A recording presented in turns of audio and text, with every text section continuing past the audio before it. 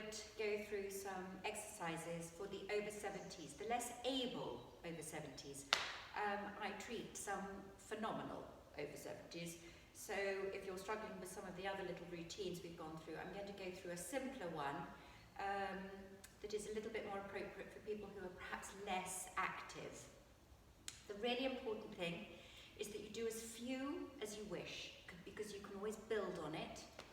And 2, if you're feeling a little bit dizzy, then sit yourself down. And also, whenever we do any bending of the knees, the aim is to always try and keep the knees over the toes. And you also have to try and engage your core muscles, which are a group of muscles at the front, at the back, with your diaphragm and your pelvic floor. So it's a group, it's like a corseting group of muscles. And the best way to engage those is if you imagine you're peeing and you want to hold it mid-flow. So just give it a go. All right, so we're going to start. Arms above your head, just bend the knees and stretch up. And again, you can do this as slowly as you want. Keep the knees over the toes. And breathe. Take some nice deep breaths into your lungs. And then take the arms up above your head. And you're going to just step from side to side, just stretching your rib cage. Just mobilizing the rib cage, because this is going to then help with the lungs so that they can inflate as well as they should be able to. And then you're going to bend the knees, take the arms up and down again. Just bend as low as you wish. And you can do 2 if you wish. You don't have to do many. And you can just build up as the days go on. And reach. Well done. Bring the arms back down. Shake that upper body. Try and just relax your body as much as you can. Make a fist now and have your legs slightly apart. Punch up and back. Punch. This just gets a little bit of rotation of, again, your rib cage, which gets very stiff. Then punch shoulder level. Punch. Put a bit of gusto in it. And then just rotate the elbows. So just rotate your upper body. Breathe, and then bring the opposite elbow just down as near as you can towards your knee. It doesn't have to go all the way down again. And again, if you're feeling dizzy, just sit down for a bit. And back. Well done. We're going to repeat that. So do a nice punch, punch, punch, punch, and then shoulder level, punch. And then just roll those elbows back.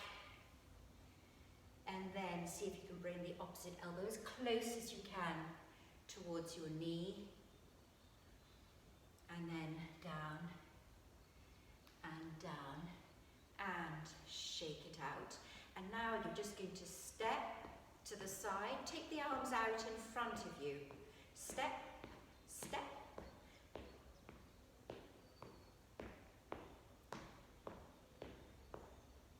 Well done. And then we're going to do a little bit of coordination.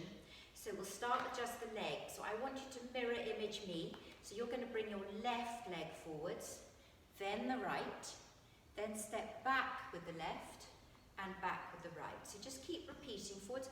Again, you can do small little steps. Doesn't have to be a big step. Forwards, back, back. And now do the other side. Forwards, side, back, back, forwards. Again, you can do this as slowly as you're able. Forwards. Good. Good for coordination. Now see if you can actually add in the opposite arm. Always opposite arm. And then as you go back, back, forwards. This is going to be very good for your coordination. Last one. Which can help with preventing falls and your balance. And shake it out. Very nice. Okay, arms, stand up nice and straight. Keep your feet underneath the hips. Have your palms facing backwards and just stretch those arms back. Just pulse them back behind you. This is opening up the chest again, enabling you to take some nice deep breaths. breaths. You do that for about a count of 10, or you can start with 5 and release. And again, straight back. And release. Very good. And then arms out. You can circle the arms. Just make a full circle. Have the arms nice and straight. You can add a little bend. Little bend. And then you can change direction.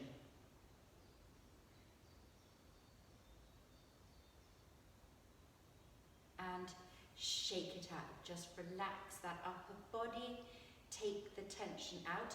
Now, arms out in front of you. Just going to rotate as far as you can. Back to the center. Rotate. Rotate.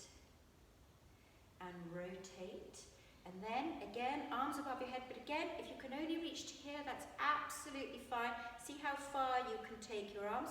Then see if you can just go over to the side, side, side. Again, it's quite a good idea to perhaps have a chair near you so you can kind of grab it if you need to. And then if you've got some TheraBand near you, again, you can do this in sitting, but you can stand on the TheraBand. Again, have the feet underneath the hips, and then you can just take your arms forwards, perhaps 5 times, and back. And then you can repeat that 4 times if you wish. But again, you might want to start with just once, and then you can build. Arms out. Little movement. Again, if you've got a red TheraBand, that's perhaps the best one to start with, because that's a bit lighter. And then you can always progress to green. And release. And then just roll the shoulders. Roll the shoulders. And release. And then you can finish off by linking the fingers. Push your arms up, just bend the knees a little bit. And again, rotate, rotate, over, over. And then you can just bend low, just a little bit. Again, don't go all the way down if you feel you get a little bit dizzy. And then roll up and relax. And then just do a little tapping on your arms just to increase the circulation. Tap your thighs. Tap the shins, touch the calf, just to increase all that blood around your body.